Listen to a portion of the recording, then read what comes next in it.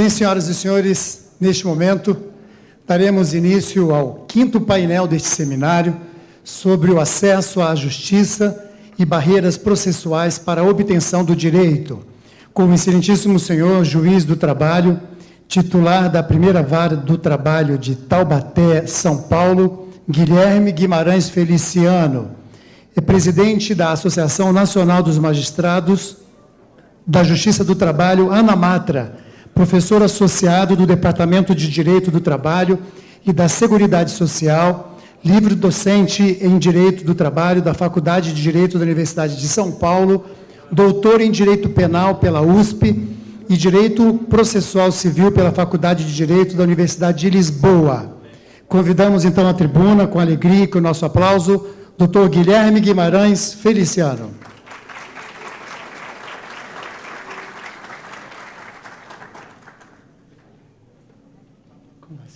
Seja bem-vindo. Obrigado. Tá, deixa eu... Uma boa tarde a todos. É um prazer estar aqui com vocês.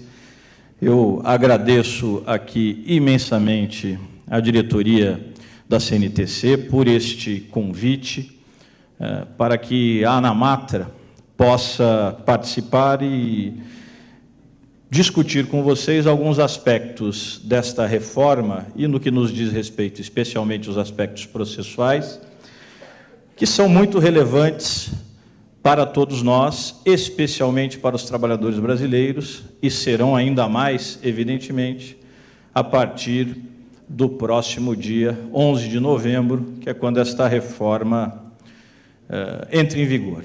Então, o tema que me coube aqui para 40 minutos de conversa é exatamente o tema do acesso à justiça, portanto, dos dispositivos processuais que estão previstos nesta chamada Lei da Reforma Trabalhista. Eu já posso começar lembrando aos senhores que há muito nesta reforma, e a Associação Nacional dos Magistrados da Justiça do Trabalho vinha apontando isto há algum tempo, há muito nesta reforma que é, para dizer o mínimo, discutível. Inconstitucionalidades, inconvencionalidades e, me permitam dizer isso também, infelicidades. A questão é que o legislador, em princípio, pode ser infeliz. O que ele não pode é legislar de modo inconstitucional ou ainda violando convenções internacionais que tratem de direitos humanos, porque essas, segundo a jurisprudência do próprio Supremo Tribunal Federal, com respeito ao Pacto Interamericano de Direitos Humanos, essas têm status supralegal, estão acima da lei.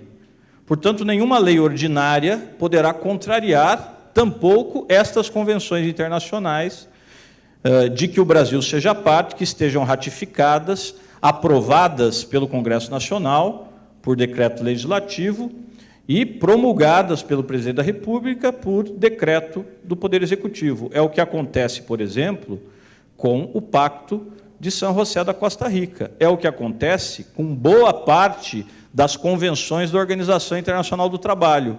Por exemplo, a Convenção 111, que protege o trabalhador contra a discriminação. E os senhores vão perceber aqui mesmo, no tema que eu pretendo explorar, que já na disposição legal que trata do reclamante beneficiário da justiça gratuita no processo do trabalho, se estabeleceu uma discriminação em detrimento do trabalhador, que, a meu ver, viola, se não a Constituição, e, a meu ver, a viola também a Convenção 111 da OIT. No meu tema, portanto, estas inconstitucionalidades são tão patentes que o próprio Procurador-Geral da República já tratou de ingressar com uma ação direta de inconstitucionalidade, como os senhores sabem. Já tivemos, portanto, nesta matéria, já temos ajuizada uma ADI que exatamente trata da questão do acesso à justiça e da gratuidade processual no processo do trabalho. Mas, antes de mais nada, eu não sei, perdemos aí o...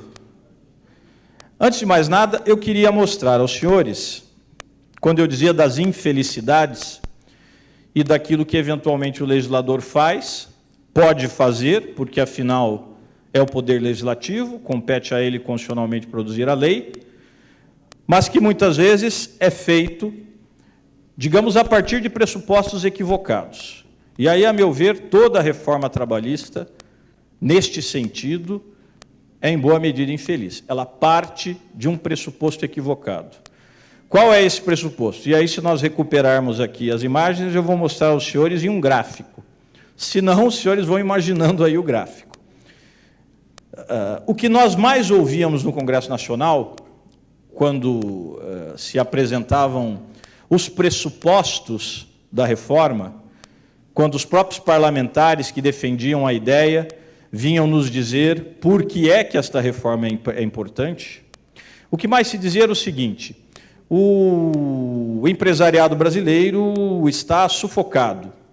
Há muitas leis trabalhistas, há muitas obrigações trabalhistas. A empresa brasileira não tem competitividade. Essa legislação trabalhista é antiga, ela tem de se modernizar. O sistema trabalhista brasileiro está engessado por esta lei e nós precisamos criar instrumentos, mecanismos para que isto possa ser efetivamente flexibilizado. E eram estes, portanto, os fundamentos. O que eu gostaria de mostrar a vocês, e vamos ver se aparece a tempo aí, é um gráfico que eu extraí dos estudos do CESIT, da Unicamp, do Instituto de Economia da Unicamp, mas que, na verdade, é um gráfico que se baseia em dados do próprio Banco Mundial e que demonstram, em duas linhas, como evoluiu desde 1948 até nossos dias, até mais ou menos 2011, a produtividade da empresa mundial e a compensação real da hora trabalhada. A produtividade da empresa, obviamente, está sempre associada à demanda. Isto era algo que também nós dizíamos insistentemente aos parlamentares nestas discussões. Não adianta baratear a mão de obra, esperando que com isso se gerem empregos. O empresário não contrata um trabalhador apenas porque ele é mais barato. Não, ele não é hobby. O empresário exerce uma atividade econômica e quer ter ganhos, quer ter lucro. Portanto, ele não faz aquilo por hobby. Ah, bom, o trabalhador está barato, então vamos contratar um monte. Só há geração de empregos se a economia cresce e se, portanto, há demanda. Se não houver demanda, se não houver necessidade de mão de obra, o trabalhador não será contratado. De modo que baratear mão de obra sem incrementar a economia não resolve problema algum, só precariza, é a única coisa que faz. Bom, este gráfico vai mostrar a vocês, é a terceira tela aí, se você puder colocar para mim. Se vocês tiverem aquele dispositivo, eu troco daqui mesmo. Não tem? Então troca aí para mim, mais uma, essa aí, é esse gráfico aí. Veja aí, é a mudança cumulativa na economia total, na economia global, que compara de 1948 a 2011 a produtividade da empresa, isso a partir de dados mundiais, e a hora real, a compensação real, desculpem, da hora trabalhada. Ou seja, por assim dizer, para ficar mais simples a compreensão, a linha da compensação real da hora trabalhada demonstra o quanto da riqueza gerada pelo trabalho volta para o trabalhador como direito trabalhista. O quanto ele recupera, digamos assim, da riqueza que ele cria com o seu trabalho. Vejam que interessante, de 1948 até mais ou menos o final da década de 70, estas linhas, a linha da produtividade é a linha azul escura. A linha da compensação real da hora é a linha azul clara. Mais ou menos até o final da década de 70, estas linhas caminharam juntas. Aqui são dados percentuais, tá?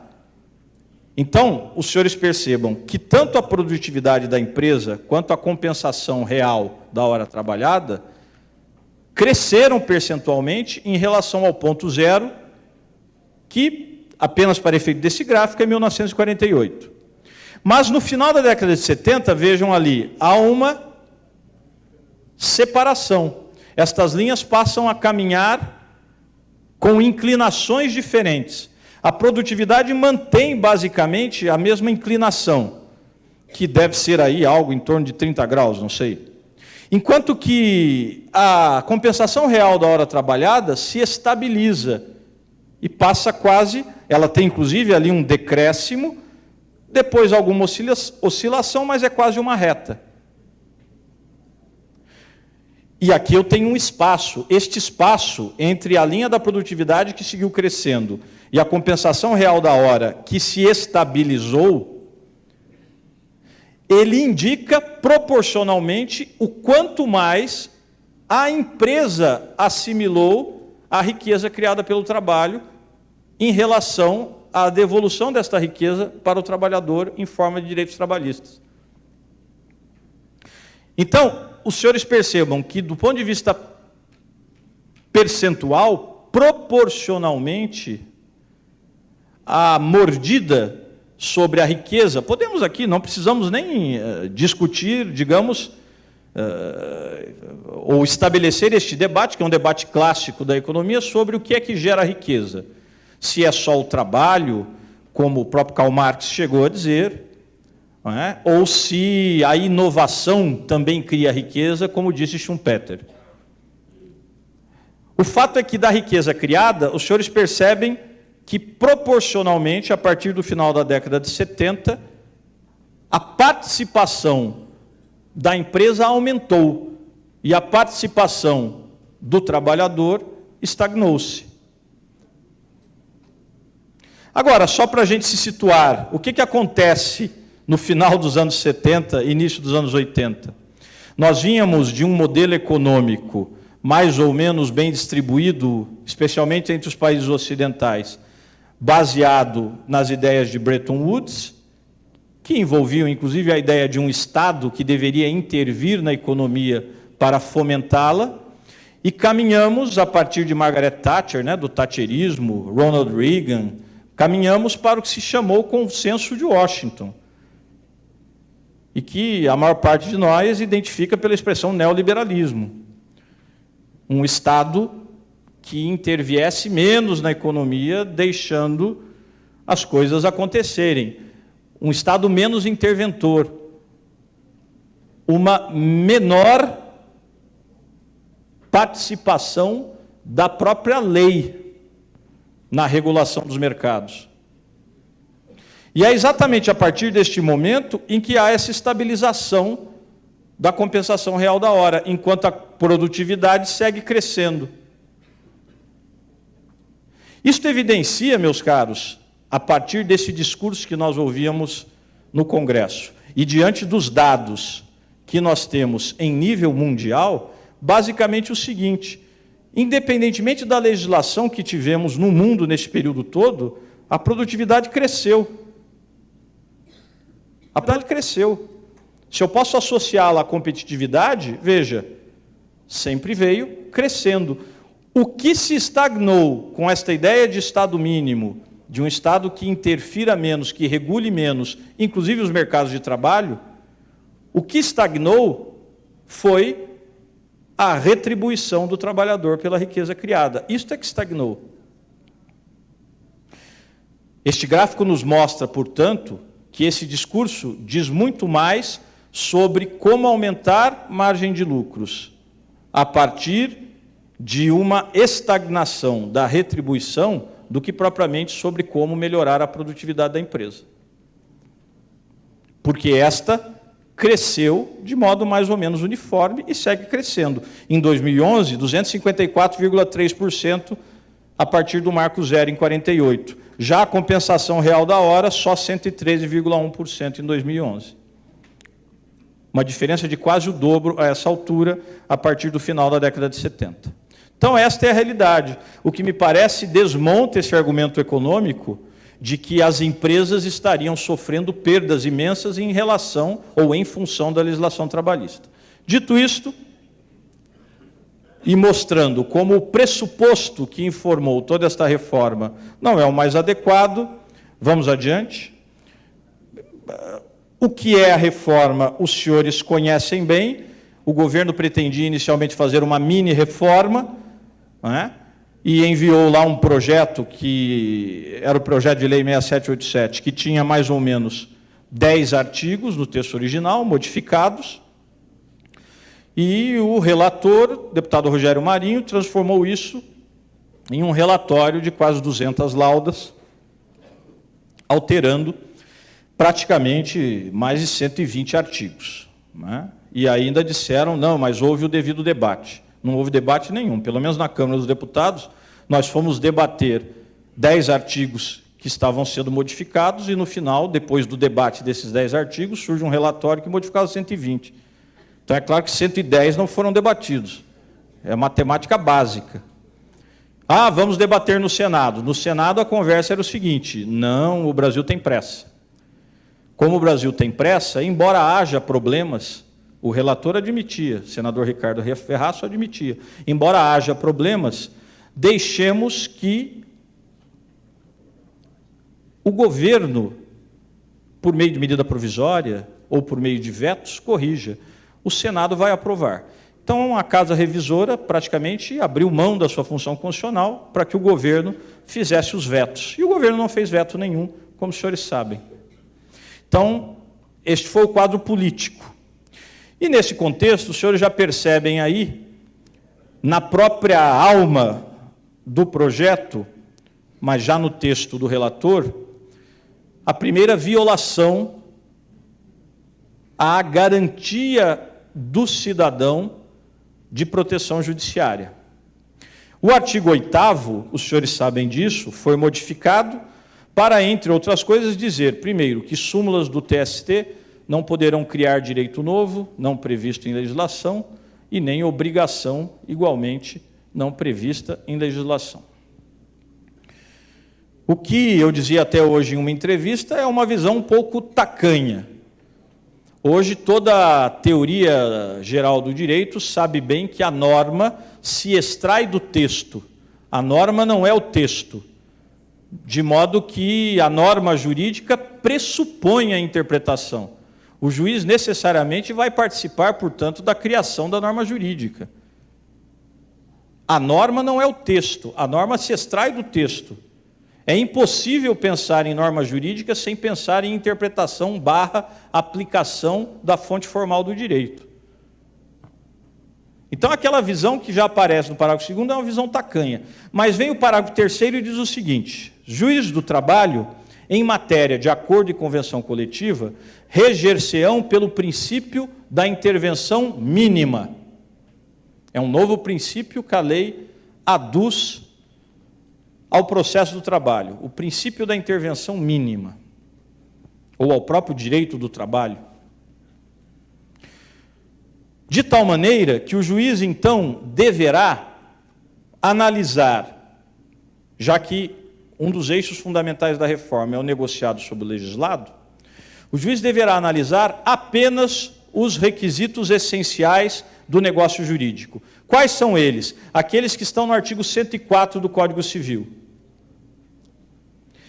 Uma leitura mais assodada deste preceito levaria a concluir o seguinte, os juízes do trabalho, portanto, agora só vão apreciar aspectos formais da negociação coletiva. Houve autorização de assembleia? O quórum da assembleia é o quórum estatutário? O sindicato que negociou é o sindicato representativo daquela categoria?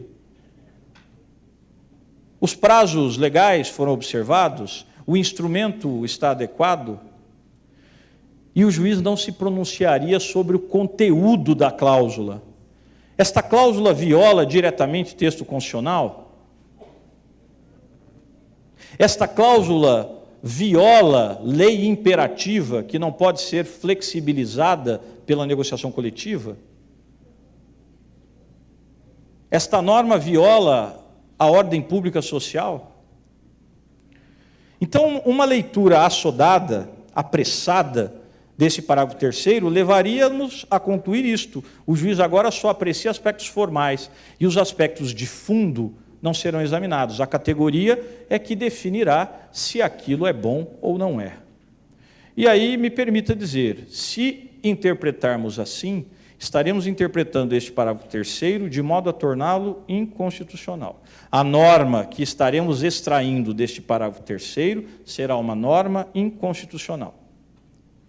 Porque estaremos criando, ou estaremos supondo que a reforma trabalhista criou, o único negócio jurídico que em todo o ordenamento nacional é imune à jurisdição no seu conteúdo, acordos e convenções coletivas. Qualquer negócio jurídico está sujeito à apreciação do Poder Judiciário, até porque é uma garantia constitucional do cidadão. Nenhuma lesão ou ameaça de lesão será afastada da apreciação do Poder Judiciário. Artigo 5º, inciso 35 da Constituição. Mas se interpretarmos assim, diremos, vírgula, exceto acordos e convenções coletivas quanto ao seu conteúdo. Isto não pode ser, isto evidentemente não pode ser. Então, a única interpretação plausível para este parágrafo 3º do artigo 8º é o seguinte: bom, e se o juiz de primeiro grau, diante de uma ação civil pública, diante de uma ação civil coletiva, diante de uma reclamação trabalhista, e se ele perceber que aquela cláusula viola texto constitucional, viola lei de natureza imperativa? É até a lógica da criação do 611B que o doutor Fabiano citou aqui. Sobre aquilo não se pode negociar. Aquilo é conteúdo. Então, nestes casos, o juiz dirá sim que aquela cláusula é nula. Ou então a anulará. E fará isto com base em quê? Qual é a interpretação possível para este artigo 8º, parágrafo 3º? Entender que inconstitucionalidade, ilegalidade afronta a ordem pública social se ocorrer em função de uma cláusula de acordo ou convenção coletiva, configurarão objeto ilícito ou juridicamente impossível, que é um dos requisitos do negócio jurídico pelo artigo 104 do Código Civil. E aí, por conta disto, por ser um objeto ilícito ou um objeto juridicamente impossível, não se pode negociar sobre aquilo, o juiz declarará, sim, a nulidade daquela cláusula ou a anulará, efeitos ex tunc ou ex nunc, em razão do seu conteúdo. Isto segue sendo possível. Qualquer interpretação que caminhe em outro sentido dará origem a uma norma inconstitucional. Vamos adiante? Vamos adiante ainda. Aqui não perderei muito tempo com isto, mas é só para dizer o seguinte: quando nós falamos em jurisdição hoje, temos de ter uma nova visão. O que se espera de um juiz do trabalho? O que se espera de um juiz em qualquer contexto? Nós aprendemos nos bancos da faculdade aquela célebre frase atribuída a Giuseppe Chiovenda, não é? Jurisdição como a dicção da vontade concreta da lei. Meus caros, vontade concreta da lei é uma ficção. Qual é a vontade concreta da lei? Qual é a vontade concreta da lei da reforma trabalhista? Só no Senado foram 81 senadores a votar. Será que todos eles estavam pensando a mesma coisa? Nós que estávamos lá percebíamos que não. Cada um tinha uma visão, uma interpretação, o fato é que aprovaram, muitas vezes por razões mais políticas do que jurídicas, mas aprovaram. E como é que eu vou achar a vontade concreta da lei? Eu vou pegar todas essas intelecções e vou achar a média? Não existe vontade concreta da lei. Então, atualmente, os juristas reconhecem que a função primeira da jurisdição é essa que está aí, função de tutela. A jurisdição só existe se ela puder garantir a fruição de bens da vida. A jurisdição só faz sentido se ela puder tutelar o cidadão. E o novo Código Civil diz isto, com todas as letras, não diz? Artigo 6º do novo Código Civil. juiz e partes cooperarão para uma jurisdição em tempo razoável, de mérito, justa e efetiva. É o que está lá no novo CPC. Juiz e partes cooperarão para uma decisão em tempo razoável que seja de mérito. O juiz tem de apreciar o mérito. Merire, quem merece, de quem é o direito. O juiz tem de dizer, ele tem de prover tutela. Ou então dizer, não cabe tutela. Mas ele precisa chegar no âmago da questão. Por isso é que agora se fala sobre o novo CPC do princípio da prioridade da decisão de mérito, ou da primazia da decisão de mérito. O juiz, podendo extinguir sem resolução de mérito ou com resolução de mérito, ele deve decidir o mérito, porque é isto que resolve o litígio. E mais, justa e efetiva. Não basta direito de papel, não basta entregar uma sentença na mão do trabalhador e, ó, tá aí, você ganhou. Sim, mas e agora o meu direito? Tá aí. Aí ele faz o quê? Coloca num quadro e pendura no quarto? Ele precisa da satisfação, e o CPC diz isto. Essa é a jurisdição no sentido contemporâneo. Muito mais que dizer a vontade concreta da lei, prover tutela de mérito em tempo razoável, de modo justo e efetivo.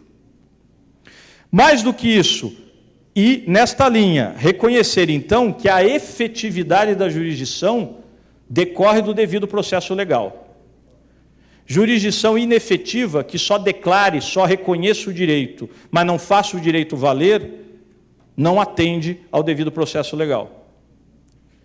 E mais ainda, aí a ideia da cooperação, não é? Entender que o processo judicial é um espaço público de diálogo. Portanto, o juiz agora tem de saber ouvir mais. A ideia da cooperação processual significa que as partes também devem participar da construção da decisão.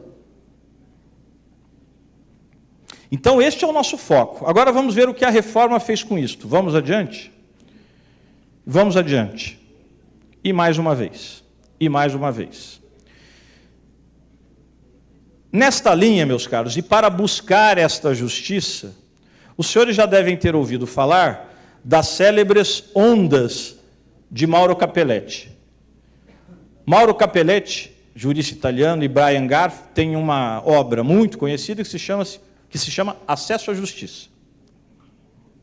E nesta obra, Capelletti identificou as chamadas 3 ondas do processo, demonstrando como o processo evoluiu no sentido daquela jurisdição que nós vimos. E ele identificou, então, 3 ondas, como eu lhes disse. A primeira onda, superar os obstáculos econômicos para o acesso à justiça. Isso significa o quê? Proteção processual do hipossuficiente econômico. É o que o processo do trabalho faz desde 1943, ao afastar o princípio da sucumbência. Os senhores já estão percebendo que o que a reforma trabalhista fez a esse respeito foi regredir para antes da primeira onda capelletiana. Não é? Segue a segunda onda capelletiana, adequar as instituições processuais para quê? Para as demandas que dizem respeito a interesses difusos e coletivos especialmente. Isso também foi feito no processo do trabalho, quando passamos a compreender que as ações civis públicas e as ações civis coletivas tinham cabimento na Justiça do Trabalho. Isso não é nada novo, já na década de 80 se falava nisso. E o Ministério Público e os sindicatos têm um papel fundamental aqui.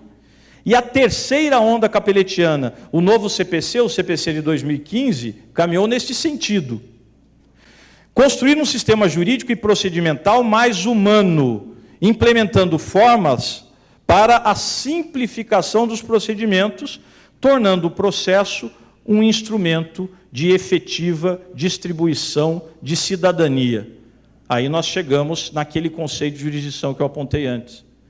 O novo CPC, quando fala do direito a uma decisão de mérito em tempo razoável, justa e efetiva, e simplifica os procedimentos, ele está na terceira onda capelletiana. A Lei 13.467 ao criar obstáculos econômicos para que o trabalhador obtenha jurisdição, retrocedeu para aquém da primeira onda capeletiana. Aí, quando a gente fala em retrocesso, as pessoas dizem que isso é um discurso ideológico. Basta ver. E aí, vamos adiante, vamos identificar estas questões. Isto aqui é o que está na lei, vejam vocês. Artigo 790, parágrafo 3º, entra em vigor no dia 11 de novembro. Ah, mas 11 de novembro é sábado, não tem problema, tem PJE, né? Então, com o PJE acabou o tempo morto do processo. Quem morre somos nós, mas o tempo não morre mais. Então, no dia 11 de novembro, um sábado, entra em vigor isso aqui, olha. É facultado aos juízes, órgãos e julgadores e presidentes dos tribunais do trabalho conceder a requerimento ou de ofício o benefício da justiça gratuita. Muito bem. A quem? Aqueles que perceberem salário igual ou inferior a 40% do limite máximo dos benefícios do regime geral da Previdência Social. Esse benefício hoje está aí mais ou menos na ordem de R$ 5.500. Nós temos aí 40% disto. Esta é a marca entre R$ 2 e R$ 3.000 da pobreza, da hipossuficiência econômica, para efeito da nova lei. Mas, Guilherme, e se eventualmente o indivíduo ganha isto, mas ele tem uma família muito grande? Mesmo ganhando mais do que isto, inclusive, ele não é capaz de suportar as despesas do processo sem prejuízo à sua subsistência ou à subsistência da família. Minha leitura, e é a única leitura constitucional possível, a meu ver. Aí nós estamos na hipótese do parágrafo 4º. O benefício da justiça gratuita será concedido à parte que comprovar insuficiência de recursos para o pagamento das custas do processo. Ou seja, nós temos uma regra, eu estou tentando construir uma interpretação constitucional para isto. Nós temos uma regra que diz o seguinte: 40% do teto do regime geral, eu presumo que é pobre. O parágrafo 4º serve para o que estiver acima disto. E aí, em tese, o trabalhador tem de provar essa hipossuficiência. Mas prova, meus caros, está sujeito ao 818 da CLT, que inclusive admite a distribuição dinâmica do ônus da prova. Então, eventualmente, diante das circunstâncias do caso concreto, me parece, o juiz pode presumir para aquele caso concreto, sob fundamentação, que se trata, embora ganhe mais que 40% do teto do regime geral, que se trata de pessoa pobre na acepção jurídica do termo, abrindo a reclamada a possibilidade de fazer a prova. Já que, vou repetir, o regime de prova já não está mais imobilizado pela regra do 818 como estava antes. A regra do 818 agora vai admitir a repartição dinâmica, ou seja, o juiz pode atribuir à parte que não teria o ônus, esse ônus da prova, desde que o faça fundamentadamente. Mas aí vem o maior problema. 790b, vamos direto para o parágrafo 4º.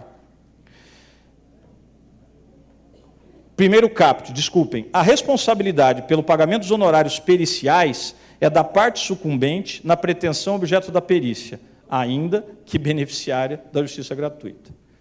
É pobre. O juiz disse, você é pobre na acepção jurídica do termo, mas você vai pagar os honorários do perito. E dirá o parágrafo 4º, aí sim, somente no caso em que o beneficiário da justiça gratuita não tenha obtido no juízo créditos capazes de suportar a despesa, ainda que em outro processo, não precisa nem ser naquele, a União responderá pelo encargo. 844, parágrafo 2º. Na hipótese de ausência do reclamante, ele não foi na audiência. Este será condenado ao pagamento das custas calculadas na forma do 789 da Consolidação, ainda que beneficiário da justiça gratuita, mesmo se for pobre, salvo se comprovar no prazo de 15 dias que a ausência ocorreu por motivo legalmente justificável. Vamos para o próximo? Honorários de sucumbência. Então, como eu disse a vocês, andando bem em relação à evolução do processo pela visão de Capelletti, O processo do trabalho, desde a origem, já havia afastado o princípio da sucumbência. Para quê? Para não criar obstáculo econômico para o acesso à justiça. A reforma retroage, aqui 70 anos, um pouco mais, para dizer o seguinte: agora há princípio da sucumbência. Trabalhadores do Brasil, pensem melhor nas suas demandas.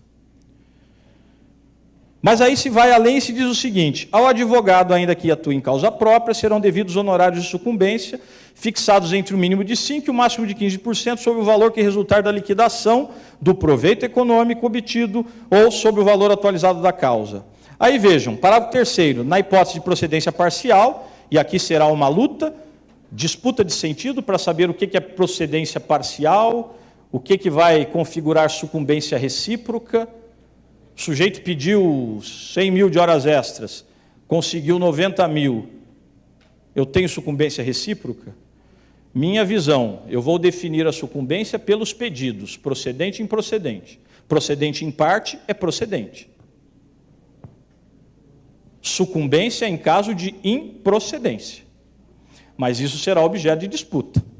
A lei, infelizmente, é lacunosa e atécnica em várias passagens. Segue o parágrafo 4º. Vejam isto: vencido o beneficiário da justiça gratuita, desde que não tenha obtido em juízo, ainda que em outro processo, créditos capazes de suportar a despesa, as obrigações decorrentes da sua sucumbência ficarão sob condição suspensiva de exigibilidade e somente poderão ser executadas se nos 2 anos subsequentes ao trânsito em julgado o credor demonstrar que deixou de existir a situação de insuficiência. Resumindo em miúdos, mesmo o beneficiário da justiça gratuita vai pagar os honorários advocatícios da parte contrária, inclusive na sucumbência recíproca.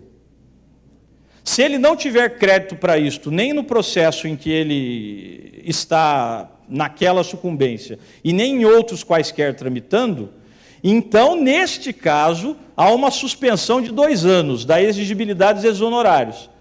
Dentro desse prazo, a parte contrária ainda pode dizer: olha, agora ele tem disponibilidade, e tentar receber os honorários. Somente depois desses 2 anos, se não se descobrir crédito bastante, é que ele não pagará honorários. Então vamos entender bem isto, assim, para dar um exemplo muito claro. Imaginem o seguinte: a partir de 11 de novembro, o trabalhador ingressa com uma ação e formula 10 pedidos. Ele pede saldo salarial, férias proporcionais, férias vencidas, 13º proporcional, 40% de indenização sobre o fundo de garantia, diferenças do fundo de garantia que não foram depositadas, multa do 477, cestas básicas e diferenças de horas extras. Tudo isto aqui dá 15 mil. Ele recebe o salário mínimo. Só que esse trabalhador desenvolveu uma surdez. E o local onde ele trabalhava era ruidoso. E ele presume, como todos nós presumiríamos, que ele desenvolveu essa surdez porque eles trabalhavam em um ambiente ruidoso. Isto é um pouco... Opa! Daqui a pouco se abre o alçapão e eu desapareço diante dos olhos de vocês. Então deixa eu terminar isso aqui. Ele vai presumir, como todos nós presumiríamos, há uma relação com o trabalho. Aí ele vai formular o pedido. Vejam aqui, e pensem comigo, ele ficou surdo. Ele vai ter problemas para se recolocar no mercado de trabalho, porque ele não ouve. As pessoas têm de berrar, têm de fazer gestos. Ele precisa fazer gastos com tratamento, com aparelho, não é barato. A minha querida mãezinha tem um problema como esse e a gente sabe que não é barato. Ele tem, portanto, despesas, danos materiais, terá prejuízo, danos emergentes, terá prejuízo na recolocação, lucros cessantes, fora o dano moral, que é o sofrimento íntimo de saber que ele já não tem uma audição plena. Por tudo isso, ele pede 100 mil reais. Afinal, ele ficou surdo. Acham que ele exagerou? Eu acho que não. Se fosse eu, se fosse comigo, seria daí para cima. Só que aí, é o chamado princípio da empatia, né? Coloque-se no lugar. Só que daí, o perito faz o exame, faz toda a anamnese e chega à conclusão que neste caso a doença era degenerativa, não tinha relação com o trabalho. E em função disto, o juiz julga o pedido improcedente. R$100.000. Vamos nos lembrar, havia outros 9 pedidos, totalizando 15.000. Este, ele atribuiu à causa R$100.000. Ele perdeu por conta da perícia, que disse que não havia nexo de causalidade. O juiz fixa os honorários de sucumbência, o julgamento foi improcedente do pedido, ele é sucumbente, sucumbência parcial, houve sucumbência recíproca. O juiz fixa em 15%. 15% de 100.000, 15.000. Mais as custas, mais essa perícia que lá em São Paulo não vai sair por menos que 5.000. Se eu colocar mais custas aqui, vou pôr mais 2.000. Resultado, esse trabalhador ingressou com uma reclamação trabalhista, ganhou 90% da ação e saiu devendo 7.000. É isso que aconteceu. Ele ingressou com uma ação trabalhista, ganhou 90% da ação e saiu devendo 7.000. Esse é o acesso à justiça que a reforma atribui. Não por outra razão, meus caros amigos, vamos lá adiante. Não por outra razão, a Procuradoria-Geral da República ingressou com uma ação direta de inconstitucionalidade para impugnar exatamente isto. Digo a vocês, para mim estas passagens, nestes termos, são de fato inconstitucionais. Até por conta do que eu dizia a vocês. A Constituição, no seu artigo 5º, inciso 74, diz lá: o Estado prestará assistência jurídica integral e gratuita aos que comprovarem insuficiência de recursos. Agora, assistência gratuita significa não pagar. Você imaginar que o juiz diga: olha, você é pobre e tem assistência jurídica gratuita, só que você vai ter de pagar as custas, os honorários periciais e a sucumbência. Onde está a gratuidade? Mas há um tratamento desigual, como os senhores vão perceber, e isto também viola a Constituição. Portanto, para salvar estes preceitos, eu tenho de buscar uma interpretação conforme, ou riscá-las do sistema jurídico. E é isto que o Procurador-Geral da República pediu. E me parece que nestes casos da gratuidade é realmente o melhor caminho. E para mais, os senhores sabem que a CLT ainda previu textualmente, por esta reforma, que o juiz não poderá exigir adiantamento para a realização da perícia. É claro que isso já estava em orientação jurisprudencial da seção de dissídios individuais 1 do TST, aliás, seção de dissídios individuais 2 do TST. Em mandado de segurança, qualquer um poderia reclamar a cassação da ordem do juiz de antecipação dos honorários periciais. Mas o fato é que o CPC mudou isto.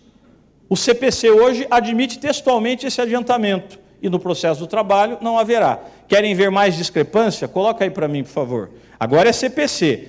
Artigo 95 do CPC, Código de Processo Civil.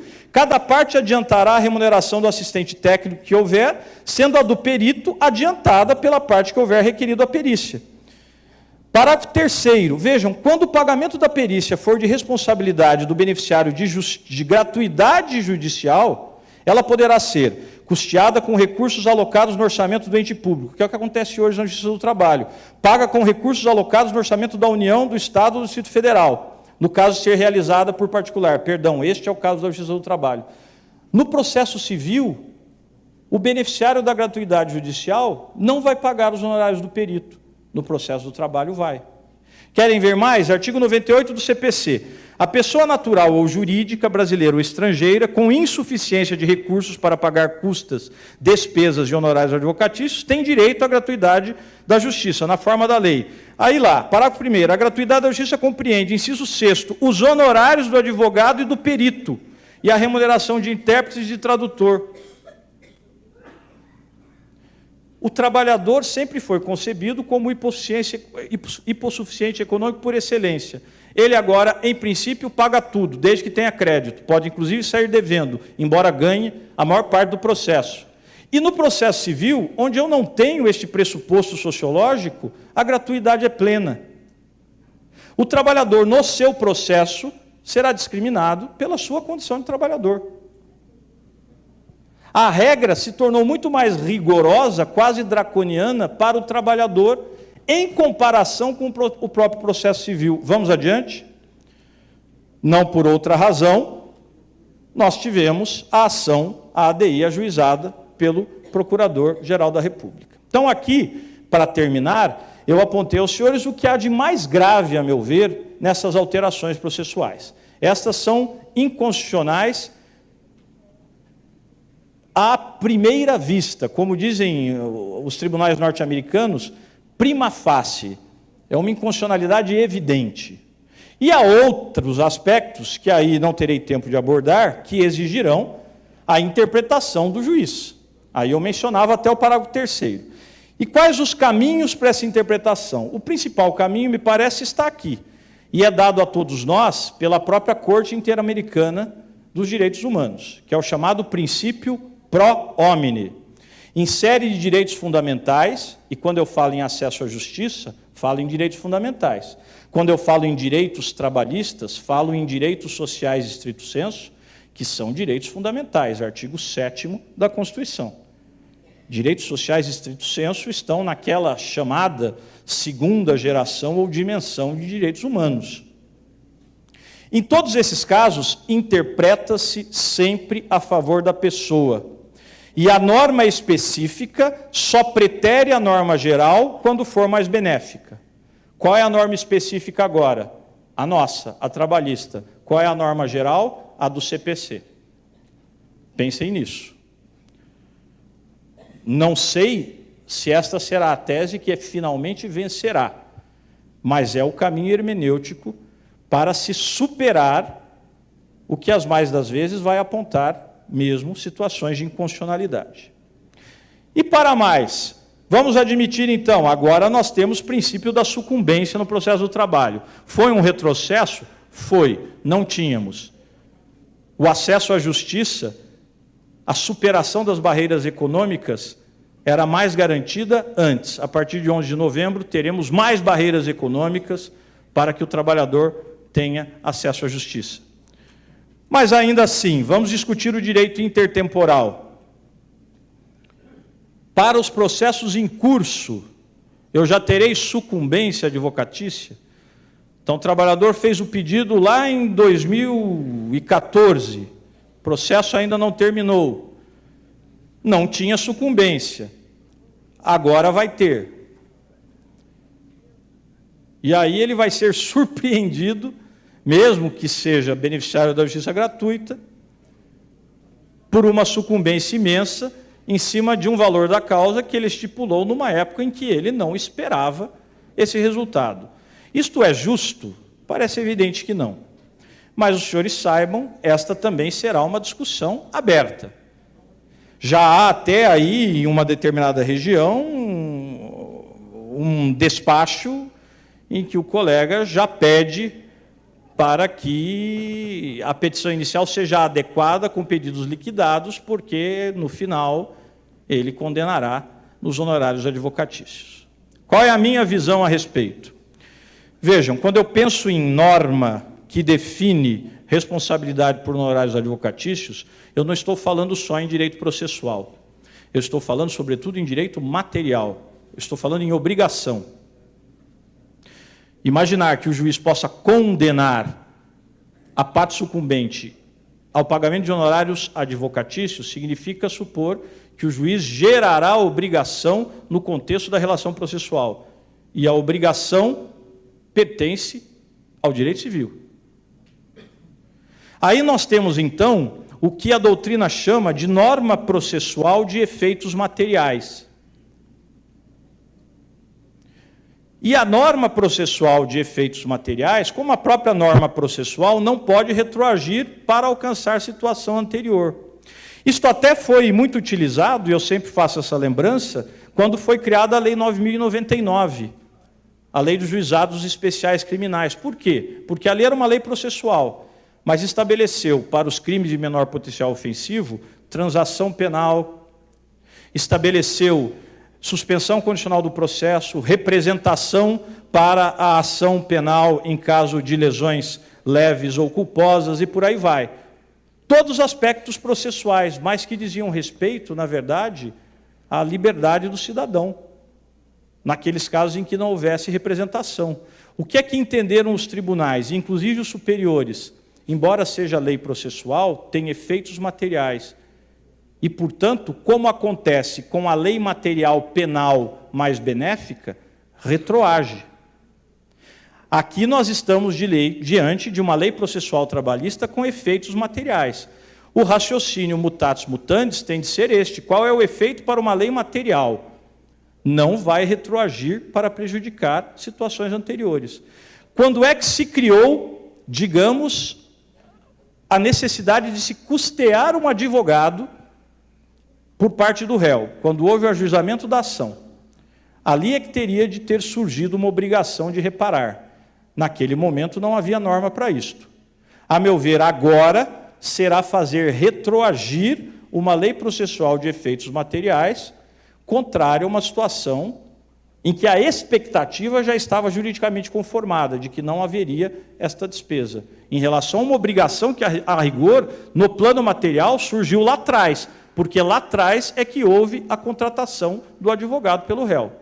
Então, a meu ver, esta norma não retroage e não alcança processos em curso. Alcançará apenas as ações ajuizadas a partir de 11 de novembro. Diz aqui o papelzinho encerrado. O que encerrou que eu não sei? Então, só para falar a conclusão, põe aí a conclusão. Agora acabou mesmo. Agora acabou. Pula tudo isso, não vou falar nada disso. Já, ó, do que os senhores estão se livrando. Eu termino para falar isso aqui. Os senhores conhecem esse romance, tenho certeza. Germinal, Émile Zola. Germinal trata da história de trabalhadores em minas de carvão no noroeste francês, no início do século XIX, e particularmente de 3 personagens, Etienne, Rasseneur e Souvarine. Aqui eu estou trazendo uma passagem, para mim, muito significativa, que, na verdade, é Etienne pensando alto, né? Pensa consigo Etienne, sobre a Revolução Francesa. Ele está se reportando à Revolução Francesa e à situação dos trabalhadores de Minas naquela nova situação. O operário não podia aguentar mais. A Revolução não tinha feito mais que lhes agravar as misérias. A partir de 1789, os burgueses é que se enchiam e tão avidamente que nem deixavam o resto no fundo do prato para o trabalhador limpar. Quem poderia demonstrar que os trabalhadores tinham tido um quinhão razoável no extraordinário aumento da riqueza e bem-estar dos últimos 100 anos? Lembram-se do gráfico? Zombaram deles ao declará-los livres. Livres para morrerem de fome, isso sim, do que, aliás, não se privavam. Não dava pão a ninguém o votar em malandros que, eleitos, só queriam locupletar-se, pensando tanto nos miseráveis quanto nas suas velhas botinas, ou seja, pensando coisa alguma. Aí eu coloco isto, o pessoal diz, mas você parece um cavaleiro do Apocalipse, o mundo não vai acabar em 11 de novembro. Nós não vamos regredir a esta situação do início do século XIX por conta da reforma trabalhista.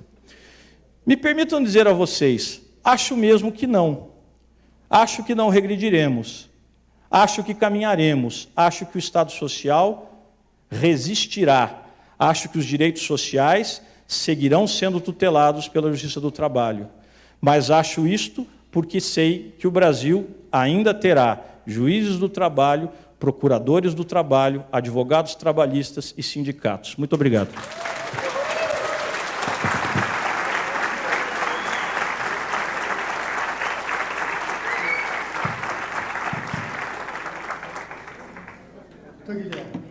Theo Rocha pergunta: é possível a invocação da impenhorabilidade salarial para que os créditos trabalhistas obtidos em outro processo sejam alcançados para o pagamento de despesas processuais? Despesas processuais, de modo geral, me parece que não. A discussão que vai surgir é para os honorários advocatícios. Essa vai surgir, porque os honorários advocatícios, em tese, também têm caráter alimentar. Então, será caráter alimentar contra caráter alimentar. E aí eu diria a vocês, a tendência é que os créditos propriamente trabalhistas, não os dos profissionais liberais, no entendimento dominante, tenham prevalência. E a impenhorabilidade não seja relativizada. Mas, eu estou dizendo da tendência. Pode ser que o juiz analise, inclusive, isto caso a caso. Verifique, por exemplo, que vamos imaginar aqui, em um determinado processo, o trabalhador tem lá um crédito que certamente será recebido em face de um banco, sei lá, de 5 milhões de reais. E ele deve ali, em outro processo, honorários advocatícios de 2 mil reais. Acho que, neste caso, o juiz pode, diante da situação concreta, eventualmente entender que, naquele limite do CPC, essa impenhorabilidade pode ser levantada. Mas isso vai ser examinado no caso concreto, caso a caso. Tendencialmente, eu imagino que uma coisa não seja relativizada em favor da outra, porque, afinal, digamos, a necessidade maior será sempre do trabalhador subordinado e não do profissional liberal, tendencialmente. Advogado trabalhista Arnaldo Júnior, do Sindicato dos Comerciários de Alagoinhas, Bahia. No que diz respeito à aplicação da nova lei no tempo, qual sistema de isolamento judiciário trabalhista está disposto a aplicar?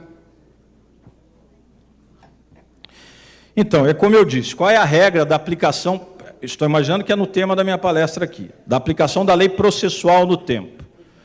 Fala-se da teoria do isolamento dos atos processuais. Ou seja, eu aplico a nova lei aos novos atos e eu mantenho íntegros os atos anteriores.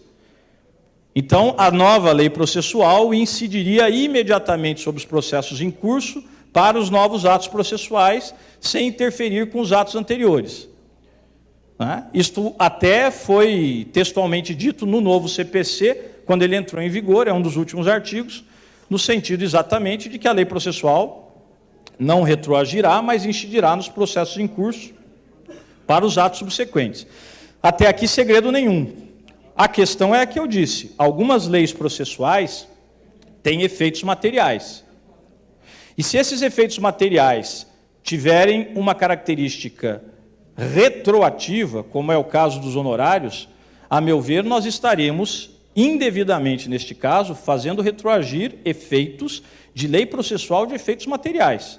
E aí não me parece adequado. Portanto, no caso específico dos honorários, a meu ver, estas novas regras vão incidir, se incidirem, há uma discussão até sobre a constitucionalidade disto, mas imagino a tendência seja salvaguardar a possibilidade.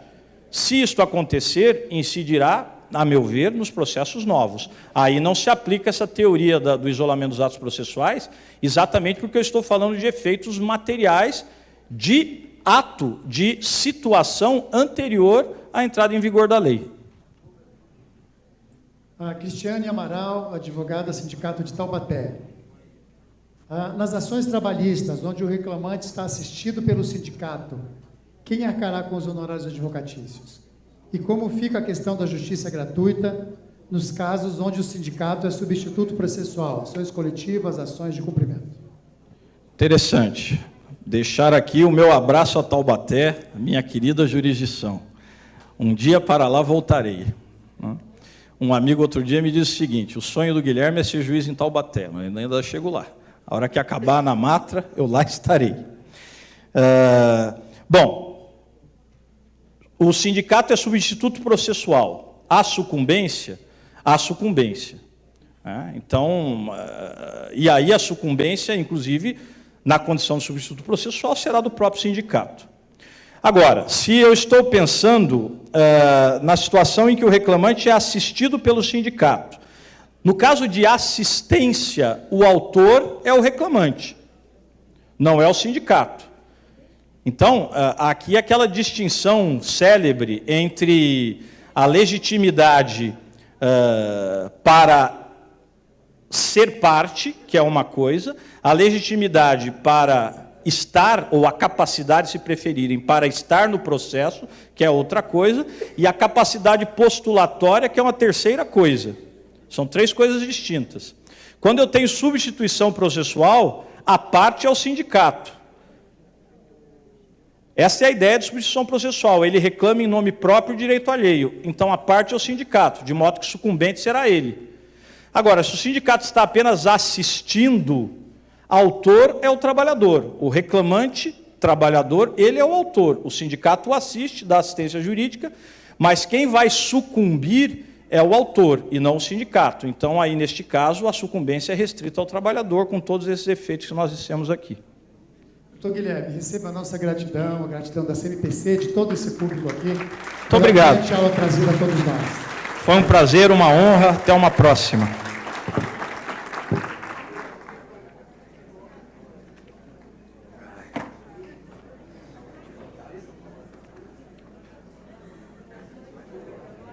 Vamos seguindo, pessoal? Todo mundo animado? Continuam animados? Então, vamos dar seguimento ao nosso seminário nesta tarde aqui na CMPC.